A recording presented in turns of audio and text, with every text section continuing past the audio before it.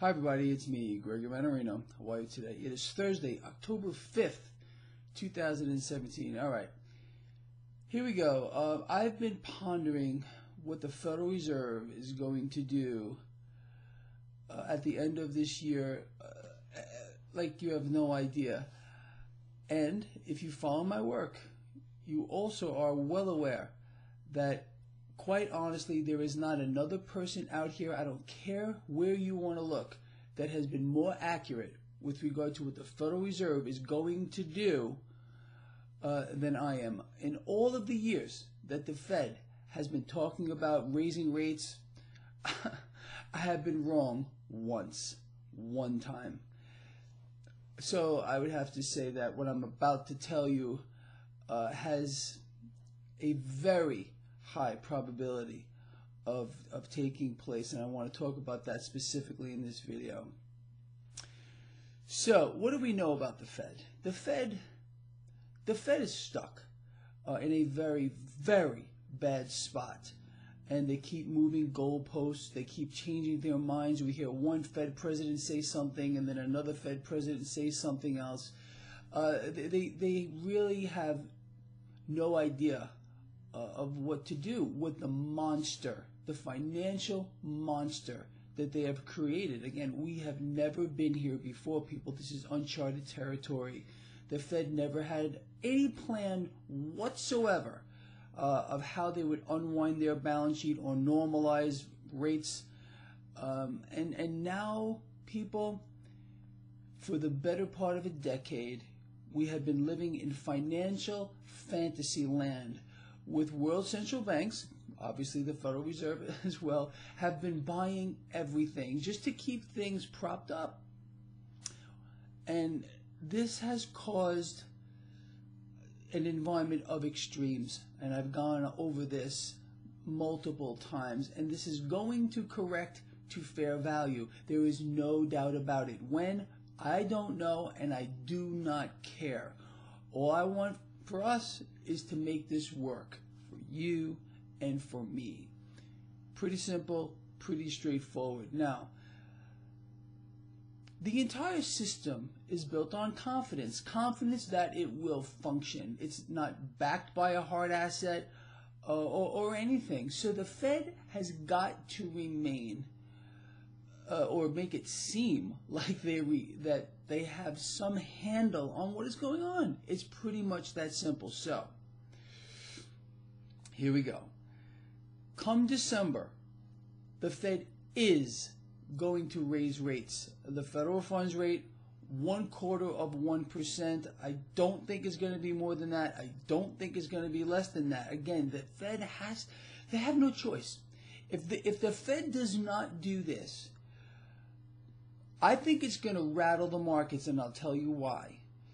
All we hear from our politicians, the mainstream financial channels right now, I guarantee if you're going to turn it on, you're going to hear, oh, our economy is strong. The world economy is doing better. Really, if that were the case, then how come the Fed couldn't do anything at the last FOMC meeting?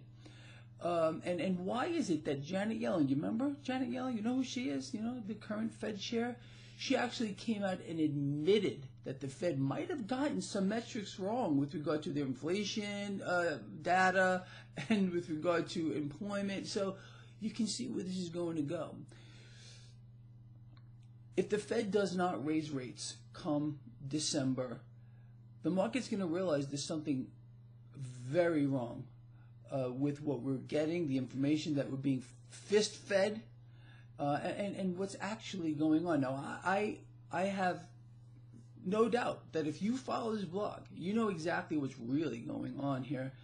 And let me just say congratulations to you on that, because you are one of the few, and you should be proud of yourself for that.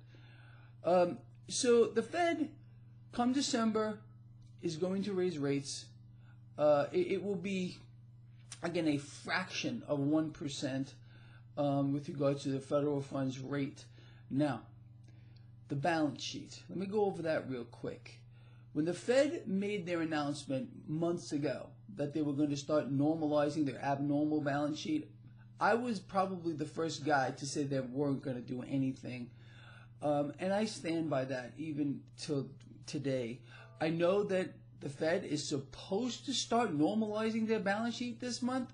We haven't heard much about it. The market doesn't believe it. As you can see, the stock market is higher again today.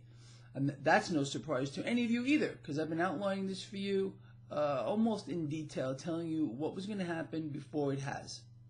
And and how can I do this? Because I just follow the flow of money. I look at what the bond market is doing, and I try to put this whole thing together and come up with the most likely outcome, and that's pretty much what has happened here. So what does this mean for everything else? Again, the Fed has to do this. If they don't do it, I think the market's going to have a fit. I really do. So if the Fed raises rates come December, and barring a major event, and I mean a major event, the stock market is going to continue higher. I know how crazy that sounds, but I've been outlining this for all of you, and I have been spot on with this. There's nowhere else to go. There is nowhere else for investors to put cash. You're more than likely going to end up seeing the 10-year yield climb. I mean, it's going to bounce around where it is right now. It might go higher here. I wouldn't be surprised. That means cash is leaving the bond market. It's going to look for somewhere to go. In this environment, it's going to go into the stock market.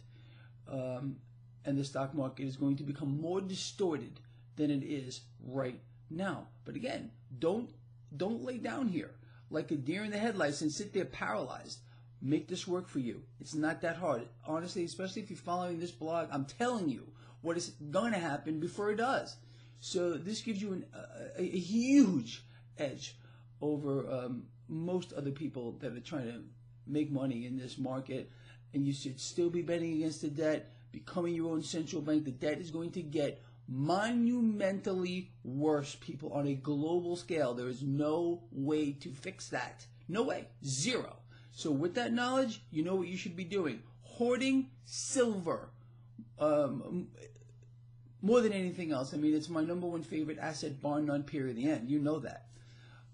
Getting out of the dollar.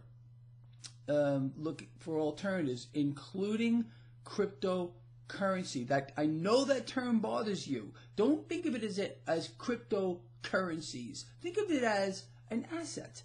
And again, I said this on an interview I did just yesterday on the Hagman and Hagman report. I don't know if you got a chance to see that.